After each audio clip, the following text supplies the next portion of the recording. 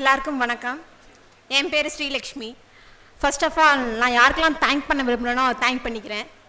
First எங்கள் அம்மா, எனக்கு பெரிய சப்போர்ட்டே எங்கள் அம்மா தான். ஒரு யானை பலம்னு சொல்லலாம்.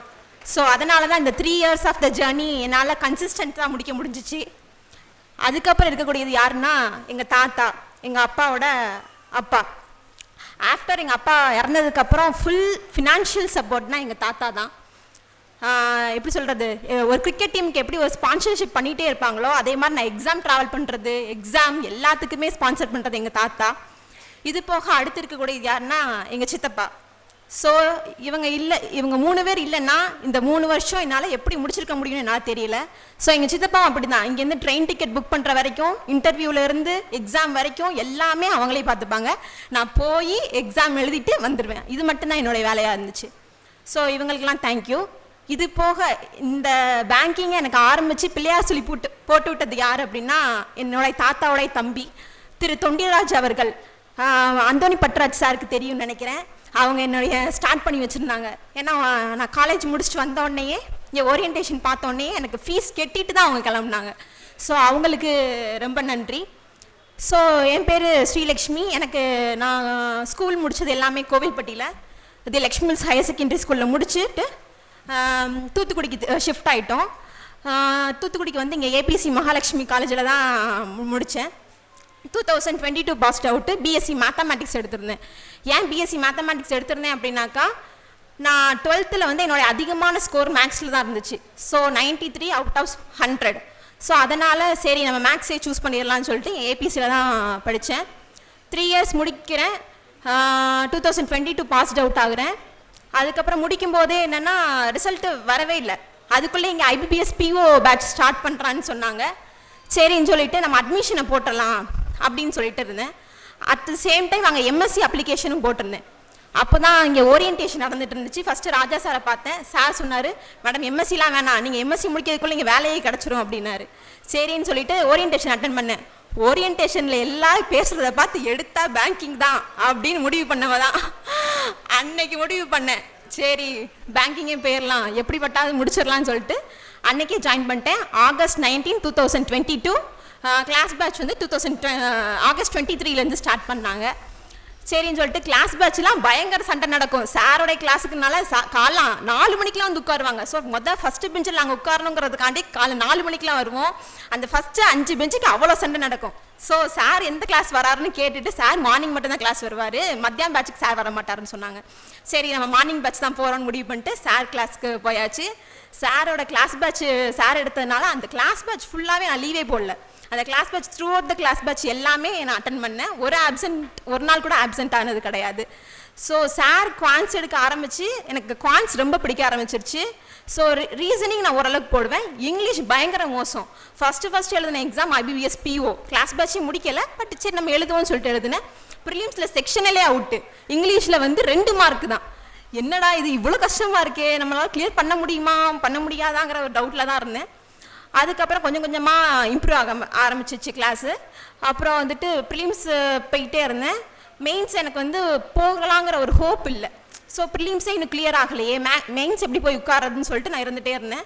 அப்போ தான் ஒரு நாள் சார் சொன்னார், மேடம் நீங்கள் மெயின்ஸ் பேட்ச் போங்க அப்படின்னாரு. சார் சொன்னதுனால என்னவோ தெரியல, எல்ஐசி எடிஓ ப்ரிலிம்ஸ் உடனே கிளியர் ஆயிடுச்சு. சரின்னு சொல்லிட்டு மெயின்ஸ் பேட்ச் போனேன். மெயின்ஸ் பேட்சில் ரொம்ப சப்போர்ட் யார் அப்படின்னா எனக்கு தனசேகர் அண்ணா. குவான்ஸ்னால் அவர் தான். குவான்ஸ் பயங்கரமாக எடுப்பார். எப்படி சொல்கிறது, எவ்வளோ கஷ்டமான சமயம் அவ்வளோ ஈஸியாக எடுத்து கொடுக்குற தனசேகர் அண்ணா தான். அவர் எடுத்ததுனால தான் எனக்கு குவான்ஸ் பயங்கரமாக இம்ப்ரூவ் ஆச்சு. அப்புறம் வந்து ரீசனிங்க்கு வெங்கடண்ணா, இங்கிலீஷ்க்கு சக்திக்கா எடுத்தாங்கன்னு அப்படின்னா நம்ம வீட்டில் போய் அந்த பேப்பரை கரெக்ஷன் பார்க்க வேண்டிய அவசியமும் கிடையாது. ஏன்னா through out the top to bottom ஃபுல்லாகவே எடுத்து கொடுத்துருவாங்க. வீட்டில் போய் ஜஸ்ட் நம்ம கோ த்ரூ பண்ணால் போதும். அவங்க இது போக இன்சார்ஜ் ரிஸ்வானா அக்கா, இவங்க எல்லாருமே மெயின்ஸ் பேட்சில் பயங்கரமாக சப்போர்ட் இருந்துச்சு. எல்லாரும் வேலை கிடைக்கலன்னு தான் அழுவாங்க. நான் சூப்பர் பேட்ச் கிடைக்கலன்னு உட்காந்து அழுதேன். 2 வருஷமாக சூப்பர் பேட்சே கிடைக்கல. சூப்பர் பேட்ச் போனால் தானே வேலை கிடைக்கும், அப்புறம் எப்படி வேலை கிடைக்கும் நான் உட்காந்து அழுதுகிட்டே இருந்தேன். ஸோ அந்த எண்டிங்கில் வந்து சூப்பர் பேட்ச் டெஸ்ட் வச்சாங்க. அதில் எப்படின்னா எனக்கு செக்ஷனல் மார்க்னால சூப்பர் பேட்ச் கிளியர் ஆகலை. அன்றைக்கி நைட்டு உட்காந்து அழுத்தவங்க எனக்கு சூப்பர் பேட்சே கிடைக்கல, இந்த வருஷம் வேலையே போச்சுன்னு நினச்சிட்டு இருந்தேன். அதுக்கப்புறம் super batch last 1.5 years super பேட்சில் தான் இருந்தேன். சூப்பர் பேட்சில் ரொம்ப ஸ்ட்ராங் ஆகிட்டேன். எல்லாமே வந்து ஓரளவுக்கு ஸ்ட்ராங் ஆச்சு. குவான்ஸ் தான் என்னுடைய ஸ்ட்ராங். ஸோ குவான்ஸில் பயங்கரமாக ஸ்ட்ராங்கானேன். இங்கே சூப்பர் பேட்சில் கிடச்ச ஒரு ரொம்ப நல்ல ஸ்டாஃப்னா எனக்கு சாரு வந்து எப்படின்னா நல்லா இங்கிலீஷ் சூப்பராக எடுப்பாங்க. ஸோ அவங்களோடது ரொம்ப பிடிச்சிருந்துச்சு. ஸோ சூப்பர் பேட்ச் வந்திருந்தேன். ஓரளவுக்கு எல்லா எக்ஸாமுமே மெயின்ஸில் தான் போக ஆரம்பிச்சிச்சு. ப்ரிலிம்ஸ் எல்லாமே த்ரூ அவுட் கிளியர் ஆகிடுச்சு. ப்ரிலிம்ஸ் இந்த வருஷம் எப்படி இருந்துச்சுன்னா கட் ஆஃபை விட 20 மார்க் 30 மார்க்லாம் அதிகமாக வச்சுருந்தேன். மெயின்ஸ் தான் கொஞ்சம் கொஞ்சமாக போயிட்டு இருந்துச்சு. சரின்னு சொல்லிட்டு இந்த வருஷம் எல்லா எக்ஸாமுமே நான் எதிர்பார்த்த எக்ஸாம் என்னென்னா IBPS PO நல்லா பண்ணிட்டு வந்தேன். சரி எப்படியாவது கிளியர் ஆயிரும்னு நினச்சிட்டு இருந்தேன். ஏன்னா ஃபஸ்ட்டு ஷிஃப்ட்டு போயிருந்தேன். சொன்னாங்க செகண்ட் ஷிஃப்ட் தான் கஷ்டம், ஃபஸ்ட் ஷிஃப்ட் ரொம்ப ஈஸியாக இருக்குன்னாங்க. சரி அப்போவுமே தெரியும் நார்மலைசேஷன் இருக்குன்னு. ஆனாலும் எனக்கு ஒரு ஆசை இருந்துச்சு, சரி கிளியர் ஆயிரும் எப்படினாலும் அப்படின்னு சொல்லிட்டு இருந்தேன். பார்த்தா அதுவும் கிளியர் ஆகலை. அன்னைக்கு பயங்கர அப்செட்டு. அப்புறம் தான் மறுநாள் தனசேகர் அண்ணாட்ட போய் மார்க் காட்டினா, அண்ணா இப்படி கம்மியாக இருக்குது என்னென்ன பண்ணுறதுன்னா, அதெல்லாம் ஒன்றும் இல்லை நீங்கள் கன்சிஸ்டண்ட்டாக ப்ரிப்பேர் பண்ணுங்கள் கண்டிப்பாக கிடைக்கும்னாரு. சரின்னு சொல்லிட்டு அதுக்கப்புறம் அதை முடிச்சுட்டு அதுலேருந்து திருப்பி படிக்க ஆரம்பித்தேன். அதுக்கப்புறம் IDBI இன்டர்வியூ போயிருந்தேன், அதுவும் நல்லா பண்ணியிருந்தேன். அதுக்கப்புறம் இந்த SB கிளர்க்கு நல்லா பண்ணியிருந்தேன். கிளர்க்கும் கிடைக்கும்னு நினச்சேன், பட் கிளர்க் எனக்கு கிடைக்கல. ஸோ SB PO எதிர்பார்க்காத ஒரு ரிசல்ட்டு. இவ்வளோ சீக்கிரமாக எந்த வருஷமும் வந்தது கிடையாது. ப்ரிலிம்ஸ் முடித்தேன், ப்ரிலிம்ஸ்லேயே பயங்கர ஷார்ட் அவுட் ஆச்சு. ஸோ மெயின்ஸ் வந்தேன். மெயின்ஸில் என்னோடய ஸ்கோர் வந்து அதிகமாக வச்சுருந்தேன். கட் ஆஃப் 75 வச்சுருந்தாங்க, நான் 84 மார்க் எடுத்திருந்தேன். ஸோ அப்போவே வந்துட்டு ஓகே மெயின்ஸ் நல்லா பண்ண தான் எனக்கு இருந்துச்சு. சரி இன்டர்வியூ நல்லா முடிச்சிடலான்னு நினச்சிட்டு இன்டர்வியூ வந்தேன். இங்கே கைடன்ஸ் கொடுத்தாங்க. எப்படின்னா GD GE இந்த ரெண்டுத்துக்குமே செம்ம கைடன்ஸ் இங்கே. ஏன்னா சக்திகா அப்புறம் வந்து இன்னொன்று பூஜா அப்புறம் சாரு இவங்க 3 பேருமே வந்து எப்படின்னா GD GE நம்ம என்னென்ன தப்பு பண்ணுறோம் எல்லாமே பார்த்து இது பண்ணாங்க. இன்டர்வியூ சார் பேனலில் கேட்கவே வேணாம், வச்சு செய்வாங்க. வச்சு செஞ்சு தான் கடைசி 2 நாள் அனுப்பி விட்டாங்க. அப்போ தான் ராஜா சார் லாஸ்ட் டே சொன்ன வார்த்தை, கண்டிப்பாக உங்களுக்கு கிடைக்கும் அப்படின்னாரு. ஏன் இத்தனை வருஷம் கிடைக்காம இருந்துச்சுன்னு கேட்டு பேசிக்கிட்டு இருந்தோம். அப்போ தான் சார் சொன்னார், உனக்கு PO கிடைக்கணும்னு இருந்தால் வேறு எது கிடைக்கணும்னு இருக்குது அப்படின்னு சொன்னார். சரின்னு சொல்லிட்டு லாஸ்ட் பேனலில் வந்து நானும் பூர்ணி மட்டும் அட்டன் பண்ணோம். நாங்கள் அட்டன் பண்ணிட்டு கிளம்பிட்டோம். இன்டர்வியூலாம் நல்லபடியாகவே முடிச்சுட்டு வந்துட்டோம். PO ரிசல்ட்டுக்கு வரதுக்கு 2 நாளைக்கு முன்னுக்கூட்டி SB கிளர்க்கு ரிசல்ட்டு பயங்கர அப்செட். நாங்கள் ரெண்டு பேருமே சேட்லேயே பண்ணிக்கிட்டு இருக்கோம். இதெல்லாம் POவும் கிடைக்கலன்னு என்ன பண்ணுறோம், திருப்பி முதல்ல இருந்து ஆரம்பிக்கணுமேன்னு சொல்லிட்டு ரொம்ப அப்செட்டு. நான் கிளாஸுக்கு போகிறேன், நான் நாளைக்கே கிளாஸுக்கு போகிறேன் நான் சொல்ல, அவங்க இருங்க நானும் வரேன்னு சொல்ல அவங்க சொல்ல. ஸோ கிளாஸ்க்கும் ஜாயின் பண்ணிட்டேன். அன்னைக்கு காலையில் தான் ஜாயின் பண்ணியிருக்கேன் சூப்பர் பேட்ச் குரூப்பில். மத்தியானமே ரிசல்ட் வந்துருச்சு. இதுக்கு எதுக்கு ஜாயின் பண்ணுன்னு சொல்லி என் ஃப்ரெண்ட்ஸ்லாம் கேட்டுட்டு இருந்தாங்க. ஸோ இதுதான் என்னோடய ஜேர்னி. ஸோ ஃப்யூச்சர் அச்சீவர்ஸ்க்கு என்ன சொல்ல விரும்புகிறேன்னா, நிறைய தடைகள் வரும், பட் அதெல்லாமே மீறி உங்களுடைய கோலை நீங்கள் கன்சிஸ்டண்ட்டாக இருங்க, கண்டிப்பாக கிளியர் பண்ண முடியும். இந்த ஜேர்னியில் எனக்கு ரொம்ப ஹெல்ப்ஃபுல்லாக இருந்துச்சு வந்தது யாருன்னா, ஃபர்ஸ்ட் ஆஃப் ஆல் என்னுடைய ஃப்ரெண்ட் ஐஸ்வர்யா. அவங்க ஃப்ரம் தி காலேஜ் இப்போ வரைக்கும் இங்கே, அவங்க இங்கே தான் இப்போ படிச்சுட்டு இருக்காங்க. அவங்க கண்டிப்பாக அடுத்து கிளியர் பண்ணிடுவாங்க. இதுக்கப்புறம் இருந்த 2 டைமண்ட் யாருன்னா எனக்கு கிடைச்ச 2 ஃப்ரெண்ட்ஸ் தான். சந்திகா இப்போ SB கிளர்க்காக ஒர்க் பண்ணிகிட்டு இருக்காங்க, இன்னொன்று இலக்கியா. இவங்க 2 பேர் மட்டும்தான் எனக்கு இந்த ஜேர்னியில். நாங்கள் 3 பேருமே சேர்ந்து தான் படிப்போம். அதில் நாங்கள் 2 பேருமே SB ஃபேமிலிக்குள்ளே போனது ரொம்ப ஹாப்பி.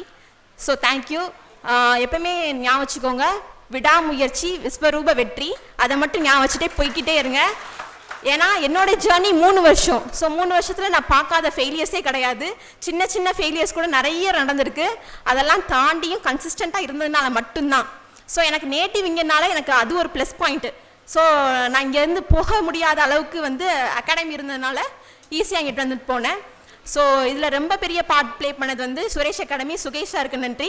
ராஜா சாரை சொல்லவே வேணாம். எப்பயுமே ஒரு ரிசல்ட் வருதுன்னா அதுக்கு மறுநாள் சார் கிளாஸில் இருப்பார். ஏன்னா கிளியர் பண்ணவங்களுக்கு கங்க்ராச்சுலேஷன்ஸ் பண்ணிவிட்டு ஃபெயில் ஆனவங்களுக்கு வந்து சார் மோட்டிவேட் பண்ணுவார். அந்த மோட்டிவேஷனுக்காண்டியே கிளியர் பண்ணலனாலும் அடுத்த நாள் நான் கிளாஸில் இருப்பேன். ஸோ சார் வருவார், ஏதாவது சொல்லுவார், அதுவே மோட்டிவேஷனாக இருக்கும் அப்படின்னு சொல்லிட்டு. உண்மையிலேயே சார் மோட்டிவேஷன் பண்ணுறதை பார்த்தா இந்த வேலை நம்மளுக்கு தான்டா அப்படி தான் இருக்கும். ஸோ சார் மோட்டிவேஷன் கேட்கவே வேணாம். So thanks a lot. ஃப்யூச்சர் அச்சீவர்ஸ்க்கும் ஆல் தி வெரி பெஸ்ட். நல்லா பண்ணுங்கள். தேங்க்யூ. எல்லோருக்கும் வணக்கம். என் பொண்ணு SBயில் BOவாக இருக்கு, எனக்கு ரொம்ப சந்தோஷம். என்ன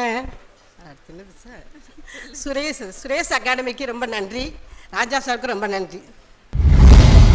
சுரேஷ் IAS அகாடமி, வெற்றியின் முகவரி.